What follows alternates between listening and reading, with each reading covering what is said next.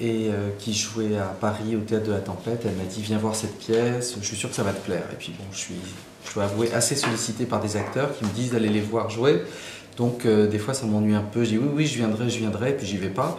Et là elle a insisté, elle m'a rappelé, et puis j'ai regardé le titre, Le garçon du dernier rang, et je trouvais que c'était un très beau titre. Donc j'y suis allé et elle ne s'était pas trompée parce qu'effectivement la pièce m'a plu. Par contre il m'a fallu du temps pour savoir comment l'adapter, par quel angle. Ça a pris 5-6 ans avant que vraiment je m'attelle à l'adaptation et je trouve la façon d'adapter la pièce et d'en faire un film, quoi, parce que c'était quand même assez théâtral au départ. Et justement, qu'est-ce qui, dans la pièce, vous a donné envie de faire ce film? Ce qui m'a plu, c'est la manière dont Mallorca nous plonge au centre du processus de la création de manière extrêmement ludique. Il y a plein de questions très théoriques et assez complexes dans la pièce, mais elles sont abordées de manière très simple, très joyeuse, avec cette impression que tout est possible, enfin quelque chose d'assez jubilatoire. Et c'est ça qui m'a plu parce que je m'y suis retravaillé pendant 2 ans dessus, s'y atteler, il faut qu'il y ait bien quelque chose de soi dedans. S'il n'y a pas ça, on n'a pas envie de travailler autant. Donc oui, bien sûr, il y a quelque chose de moi, je me retrouve dans le personnage de Claude, je ne me retrouve pas encore dans le rôle du vieux professeur, je ne me sens pas encore dans cet état. En plus, je me sens très élève moi-même, enfin je me sens très en apprentissage toujours. Donc c'est vrai que je me suis, enfin quand j'ai découvert la pièce, je me suis identifié au personnage de Claude. Mais ça, on a l'impression que c'est un film aussi sur votre apprentissage à vous d'il y a quelques années quand vous étiez jeune réalisateur, quoi.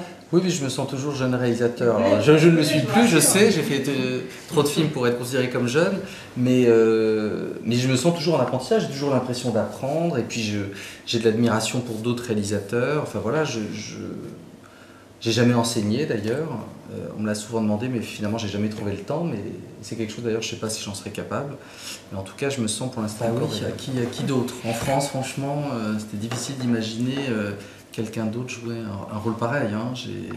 Je pense que d'ailleurs s'il m'avait dit non, j'aurais peut-être pas fait le film, parce qu'on se rend pas compte, mais tout ce qu'il a à dire, tout le texte, c'est quand même des tartines de texte, quoi. C'était vraiment du boulot, et il y a quelqu'un comme Fabrice qui a le goût de la transmission, le rythme, le sens du verbe, pour faire passer un texte pareil, parce que c'était costaud, c'était assez théorique parfois, et il arrive à rendre ça vivant, rythmé, et je pense pas ennuyeux. Enfin, je trouve que c'est un très bon professeur qui crée un regard un petit peu différent sur le personnage de Claude, parce que c'est un personnage qui n'est pas du tout ancré dans une réalité pendant tout le début du film. On ne sait pas exactement de quel milieu il vient.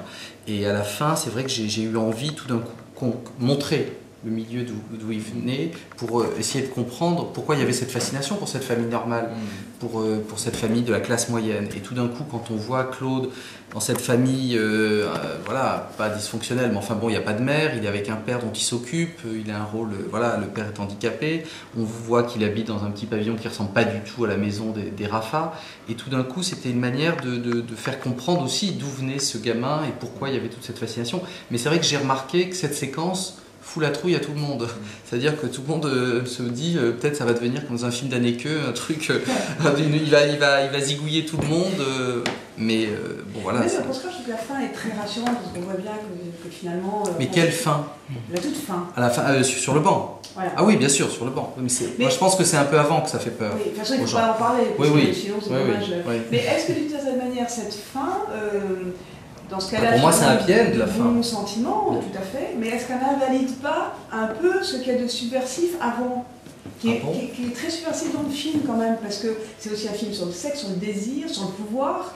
D'ailleurs, la création, c'est quoi? C'est désirer quelqu'un, oui. Le schéma. Non, les deux acteurs. Alors, des fois, vous avez des acteurs qui sont très mal assortis. Par exemple, Catherine et Fabrice, ils sont mal assortis. Catherine Deneuve dans Potiche. Bon, je les ai utilisés pour ça ensemble. Mais là, Christine et Fabrice, c'était vraiment le même rythme, le même background théâtral. Et puis, d'ailleurs, quand je l'ai filmé, c'était presque tout le temps du plan séquence, parce que le rythme est vraiment dans la scène, dans la manière de se répondre et tout. Et c'était vraiment agréable. Vous rendez hommage